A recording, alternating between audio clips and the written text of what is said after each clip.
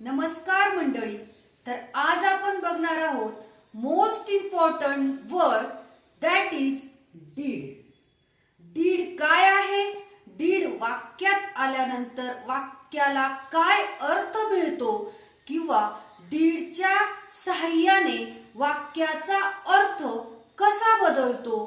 डीडची place change झाल्यानंतर वाक्याचा अर्थ कसा बदलतो? तर बघूया. डीड एक सहाय्यकारी क्रियापद, ऑक्झिलरी वर्ब म्हणजेच हेल्पिंग वर्ब आहे आणि डीड हा डू आणि डजचा पास्ट आहे.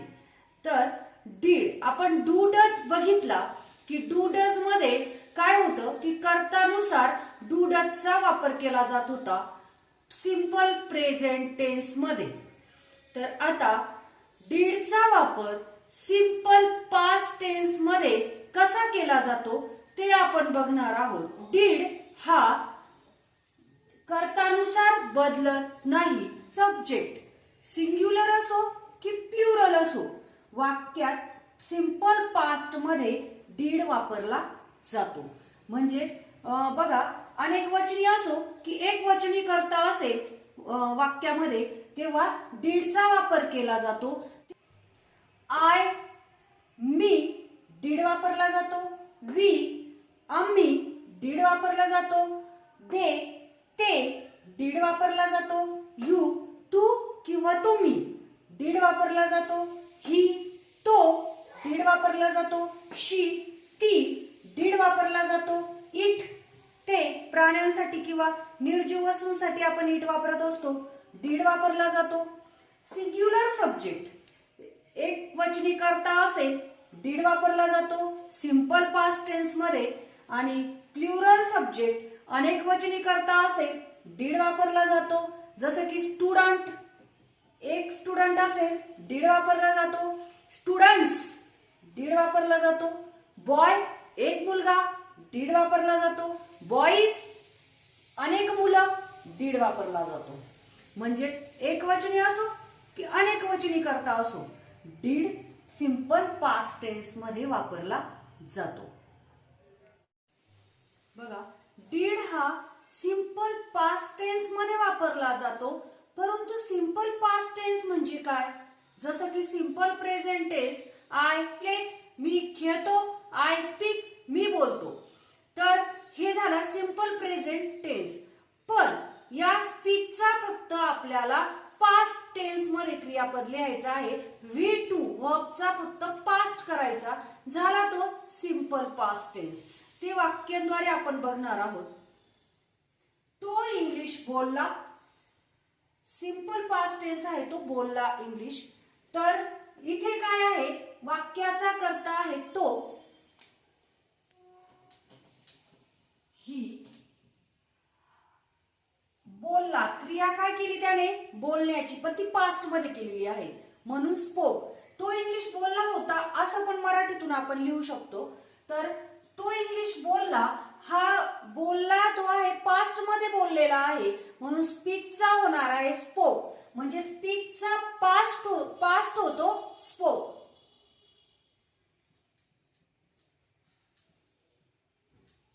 ही स्पोक, काय बोलला तो? इंग्लिश.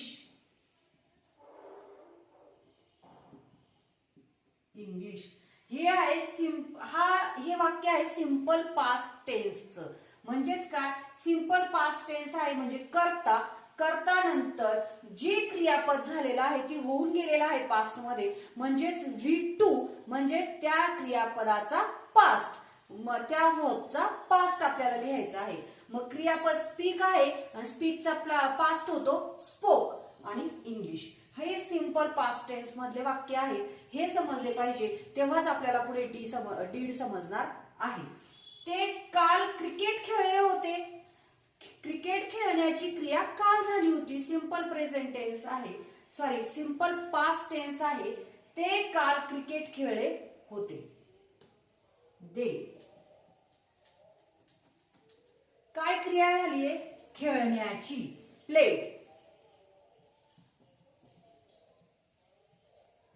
प्ले, प्लेचा झाला पास्ट प्ले. दे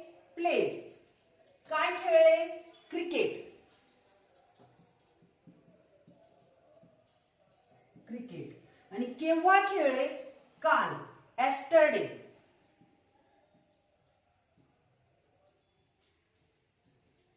एस्टरडे. ती घरी गेली. घरी जाण्याची क्रिया कंप्लीट झालेली आहे. ती घरी गेली. काल गेली असेल, आज गेली असेल, पण गेली. ती घरी गेली. मग शी वाक्याचा कर्ता आहे, घरी जाणारी आहे ती, म्हणजे शी. शी. आता जाण्याची क्रिया इथे झालेली आहे, म्हणजे आपण प्रेझेंट टेन्स मध्ये गो वापरत असतो. तर आता पास्ट मध्ये आपल्याला गोचा करायचा आहे पास्ट वेंट. शी वेंट. म्हणजे गो या क्रियापदाचा पास्ट आहे went. She went at home. At home. आधी तुम्हाला म्हणजेच सिंपल पास्ट टेन्स काय आहे ते माहिती पाहिजे, तेव्हाच आपल्याला सिंपल पास्ट टेन्स मध्ये डीड कसा वापरला जातो ते समजणार आहे. मग त्याचं स्ट्रक्चर काय बनतंय? Subject plus V2. V2 म्हणजे काय? क्रियापदाचं दुसरं रूप, म्हणजेच क्रियापदाचा पास्ट. त्याच्यानंतर आहे ऑब्जेक्ट. उरलेलं वाक्य जॉईन करून द्यायचं. आता आपण बघणार आहोत डीडच्या मदतीने इंटरोगेटिव्ह सेंटेन्स म्हणजेच एस्नोटाइप क्वेश्चन कसे बनवले जातात. एस्नोटाइप क्वेश्चन म्हणजेच तर या प्रश्नांचे उत्तर आपण एस किंवा नो मध्ये देऊ शकतो. तर डीडच्या मदतीने ते कसे बनवले जातात ते आपण बघूया. तो इंग्लिश बोलला होता का? तर प्रश्न केलेला आहे सिंपल पास्ट टेन्स मधील क्रियेसाठी. तर तो इंग्लिश बोलला होता का असं आपण विचारत आहोत. त्याचं उत्तर एस और नो मध्ये येतं, म्हणून त्याला एस्नोटाइप क्वेश्चन सुद्धा म्हटलं जातं. तर तो इंग्लिश बोलला होता का पास्ट टेन्स मधील हा प्रश्न आहे, म्हणजेच आपल्याला 1 नंबरला डीड घ्यावा लागणार आहे. डीड. 2 नंबरला सब्जेक्ट वाक्याचा तो. डीड ही आणि काय क्रिया केली होती का? बोलण्याची. Did he speak. हे इथे क्रियापद मूळ रूपात आहे, कारण इथे पास्ट टेन्स मध्ये आहे. डू डजचा पास्ट इथे डीड घेतलेला आहे आणि डीड सांगत आहे की हे वाक्य हा प्रश्न पास्ट टेन्स मध्ये आहे, म्हणून इथे क्रियापदाचं मूळ रूप घेतलेलं आहे.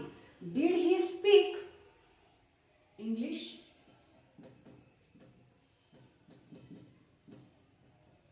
प्रश्न चिन्ह. ते काल क्रिकेट खेळले होते का? वाक्याचा कर्ता आहे ते, परंतु इथे प्रश्न आहे म्हणून सहाय्यकारी क्रियापद 1 नंबरला डीड. डीड. कर्ता आहे दे. Did they. आणि काय क्रिया होणार आहे?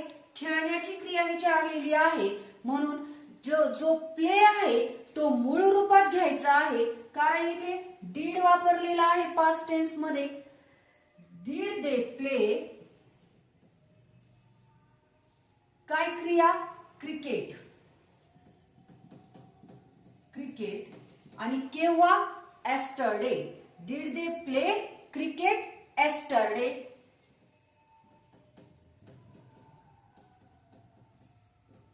Yesterday. Question mark. Question mark महत्वाचा आहे. डीड दे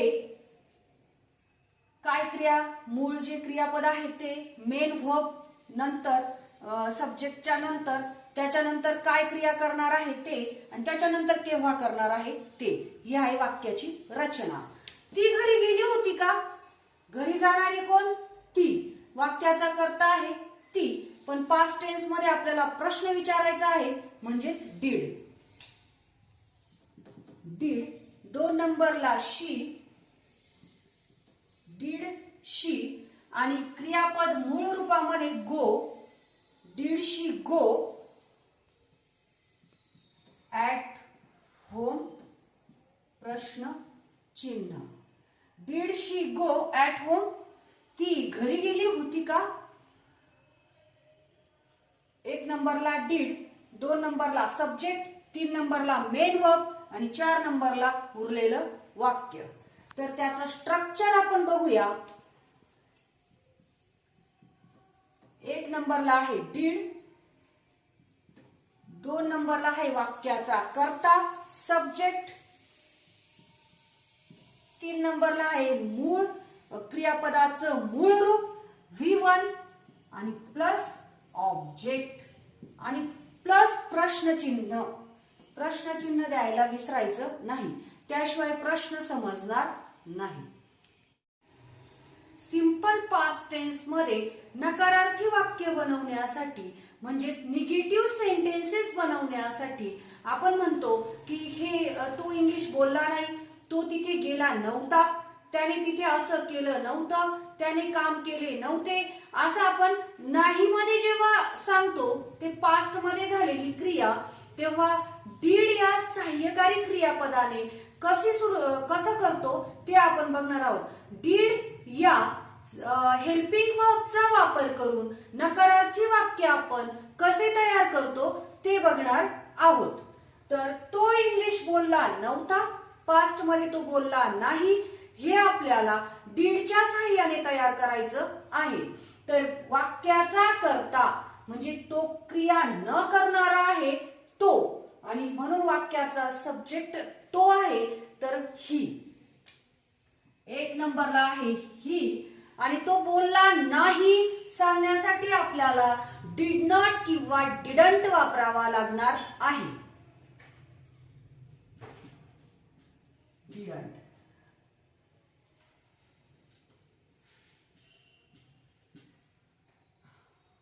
म्हणजे वाक्याचा कर्ता शेजारी सहाय्यकारी क्रियापद नकारार्थी डिडंट किंवा डिड नॉट. ही डिडंट काय क्रिया केली नाही त्याने? बोलण्याची. आणि जी बोलण्याची क्रिया म्हणजे स्पीक, हा मूळ रूप क्रियापद हे मूळ रूपात आपल्याला लिहायचं आहे, स्पीकच लिहायचं आहे. जसं की सिंपल पास्ट टेन्स मध्ये आपण स्पोक केला होता, SPOK स्पोक, तर ते आहे क्रियापदाचा पास्ट. परंतु इथे आपण डीड वापरलेला आहे पास्ट मध्ये, म्हणून आपल्याला इथे क्रियापदाचं मूळ रूप लिहायचं आहे. म्हणजे he didn't speak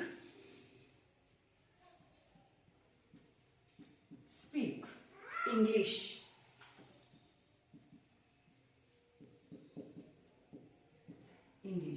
he didn't speak English. तो इंग्लिश बोलला नव्हता किंवा तो इंग्लिश बोलला नाही.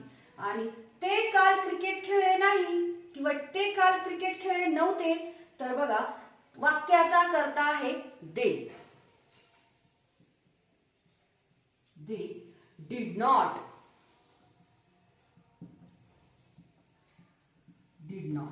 कर्ता शेजारी सहाय्यकारी क्रियापद नकारार्थी डिड नॉट म्हणजे केलं नाही. They did not play. Played होणार नाही त्याचा, कारण डिड इथे वापरलेला आहे आणि खेळण्याची क्रिया वाक्यामध्ये झालेली आहे. सहाय्यकारी क्रियापदाच्या शेजारीच काय येत असतं? मूळ क्रियापद येत असतं, म्हणजेच प्ले. मूळ रूपामध्ये. मेन वर्ब सहाय्यकारी क्रियापदाच्या शेजारी, मेन वर्ब हेल्पिंग वर्बच्या शेजारी.